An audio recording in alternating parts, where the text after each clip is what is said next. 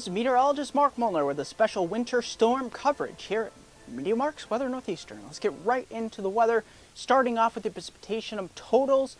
Got some wintry problems out west here, snowfall levels lowering down to many of the valley floor locations out back east here. This is where the big story is, with a big winter storm that's going to be ejecting from the upper Mississippi River Valley and the upper Ohio River Valley, ejecting into the Great Lakes, eastern Great Lakes, and eventually southeast Canada. Let's get right into the particulars. We're starting off here with the storm tracks.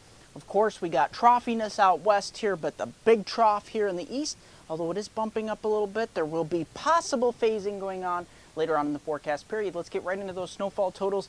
These go through about Tuesday. Beyond what happens Tuesday with the potential for a potential coastal low remains to be seen, but let's get right through the first part of this winter storm. It will be ejecting out of the Ohio River Valley, lower Great Lakes. So initially we'll start as heavy snow. You can see we'll get a general 6 to 8 inches of snow here in northern Ohio, the Twin Tiers of New York and Pennsylvania on northward towards the upper Hudson River Valley. Lower Hudson River Valley, a couple inches before changeover. Most of northern Pennsylvania, possibly 6 to 8 inches. But look at this, very quickly below Route 6, we start to get into the mixing, snow, sleet, freezing rain, and eventually rain across southern portions of Pennsylvania.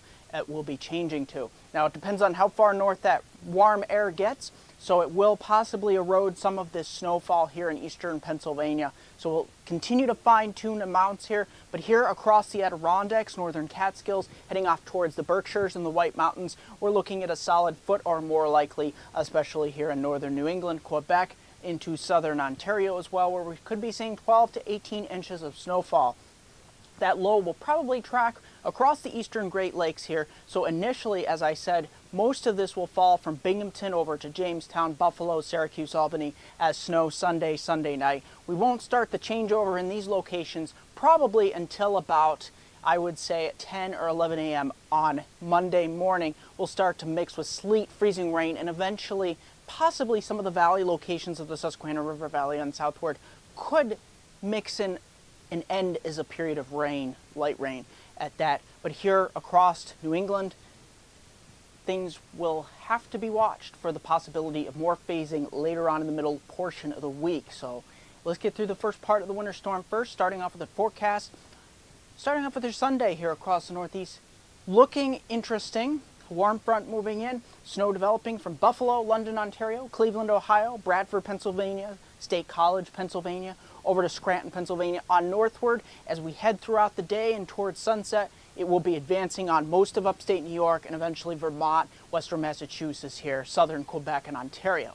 So watch out for that if you have travel plans. Heading on into your Monday, this is where things really get interesting because we start to bring in some of that warm air as the low pressure starts. It's looking like it's going to move a little bit further north than originally expected from the GFS and NAM, and we're still waiting for the latest Euro to come in. But nevertheless, we're looking at some warmer air pushing to the north here, possibly changing over some of that snow to sleet and freezing rain, and eventually over to rain in some of the valley locations.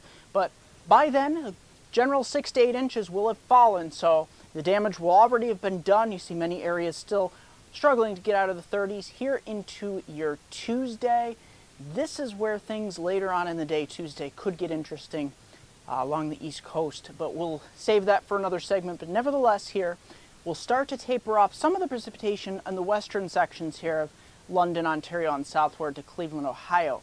But here's where things could get interesting because the primary low will move across the southeastern provinces of Canada here, but a secondary low could start to develop, and the emphasis is could, and we're not sure exactly how close to the coast that will start to develop, but nevertheless, we'll fine-tune it and watch it here at MeteoMark's Weather Northeastern, and we'll have to see how much cold air that can pull down behind it, as the initial low will start to do some mixing here across much of Pennsylvania and southern New York State into southern New England.